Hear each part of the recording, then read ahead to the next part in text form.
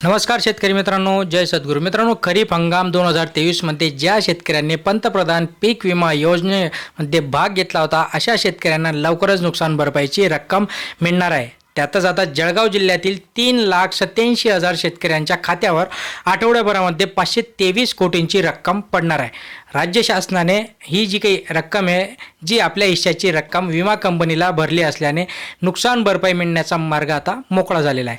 2023 मध्ये राज्य शासनाकडून 1 रुपयात पीक विमा काढण्याची योजना देखील सुरू झाली आणि त्या योजनेमध्ये बहुतेक शेतकऱ्यांना पैसा आलेला नव्हता आणि म्हणून आता जळगाव जिल्ह्यातील 4,56,128 शेतकऱ्यांनी पीक विमा काढला होता.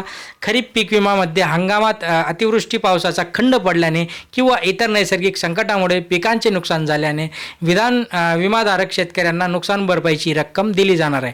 2023 मध्ये खरीप हंगामात ज्या शेतकऱ्यांनी पिकांचे नुकसान झाले अशा शेतकऱ्यांना आता नुकसान भरपाई मिळणार आहे, ज्यांनी आपले क्लेम दाखल केले होते.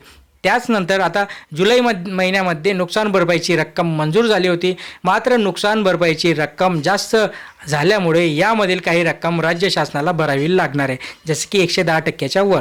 म्हणूनच आता ही रक्कम न भरल्यामुळे शेतकऱ्यांना भरपाईची रक्कम मिळू शकली नव्हती. मात्र आता ही रक्कम शेतकऱ्यांच्या खात्यावर राज्य शासनाने कंपनीला दिली. कंपनी आता शेतकऱ्यांच्या अकाउंटमध्ये हे डिपॉझिट करणार आहे येत्या 8 दिवसामध्ये. अशाच महत्त्वपूर्ण माहितीसाठी सबस्क्राईब करून ठेवा, लाईक करा, शेअर करा. धन्यवाद.